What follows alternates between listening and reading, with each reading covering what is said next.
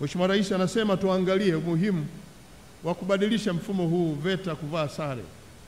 Inawezekana ni moja kati ya maeneo ambayo sio incentive kwa anayetaka ujuzi, anapojua kwamba yeye alishamaliza huko vyuo bila kuvaa sare, lakini anahitaji kuwa fundi na ufundi unapatikana VETA, angependa kwenda kujiunga VETA lakini kuna sare, akaamua kuacha. Hili tumelichukua. Nimeteta na naibu waziri, nimeteta na katibu mkuu na kumwambia VETA kule tulipoanza ilikuwa ni ngazi ya kutoka primary school kwenda VETA kwa wale ambao wakupata nafasi ya kwenda vyuo vikuu. Lakini mnajua sera zetu za elimu tumezibadilisha mno. Leo serikali yetu tunapokabiliwa na tatizo la ajira, na tunajua ufundi unawapa watu ajira ya kwenda kwenye viwanda na maeneo mengine, na ufundi ni eneo pana, huko ufundi wa aina nyingi. Tuliamua kubadilisha mifumo ya VETA, kwamba VETA sio tu la kijana aliyomaliza primary school kwenda VETA, tulibadilisha pia na sera yenyewe. Na wala si VETA sio eneo ambalo limewekewa msisitizo kwamba ukimaliza chuo kikuu uende VETA. Hapana. VETA ni mahali panapotoa elimu ya ufundi maalum,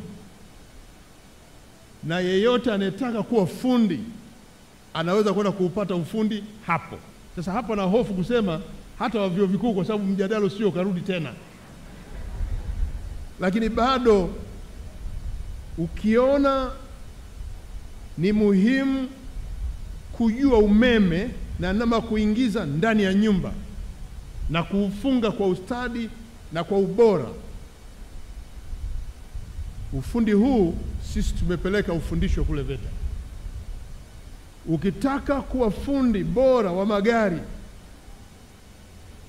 utengeneze magari, na mabadiliko haya sasa tunaona magari mengi ya umeme na gesi, kunahitaji elimu ya ufundi wa magari hayo. Sisi tumeamua kupeleka mafunzo haya yafundishwe VETA. Ukiona unataka kuwa fundi mzuri wa ujenzi wa nyumba, uwekaji mabomba kwenye nyumba, na kwamba ukisoma taaluma hii ukiwa nayo itakusaidia kukuingizia kipato, sisi serikali tumeamua elimu hii pale ikakae pale VETA. Yeyote mwenye uhitaji, naomba nirudie, yeyote mwenye uhitaji wa elimu hiyo inapatikana kwenye vyuo vile.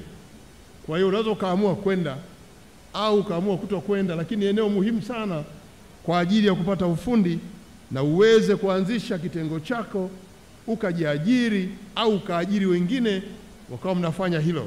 Tumeona mifano mingi. Wakati wa maadhimisho ya VETA miaka 50 tuliona ushuhuda mbalimbali, watu wasomi wa ngazi tofauti tofauti walitoa ushuhuda wao kwamba yeye alishamaliza ngazi fulani, lakini aliona kuna umuhimu wa kupata hiki, ameenda VETA amepata, saizi anaendesha kampuni yake. Hili napolizungumza hapa nazungumza na wasomi mliobobea. Nenda mtafakari, nenda muone uhalisia, muone, na kila mmoja atafanya maamuzi. Na sisi ndio viongozi wa hawa vijana wetu wadogo walioko huku chini, twende tukawashauri vizuri namna kuenda wakati huu. Kwa hiyo swala muhimu la msingi kwenye hili la sare inaenda kufanyiwa kazi, ili angalau sare iondoke. Mwanafunzi wa VETA anayetengeneza magari avae sare ya kutengenezea magari, ashike spana na ashike mafuta, avae nguo hiyo. Na kama kuna mwingine ni fundi umeme, basi avae nguo ambayo inafaa kuvaa na kufanya kazi ya kiumeme na vitu vingine na kila idara. Kwa hiyo Wizara ya Elimu mko hapa, mmechukua hilo, nendeni mkalifanyie kazi. Tunatarajia kuona mabadiliko soon baada ya kuwa mmetafakari na kufanyia kazi.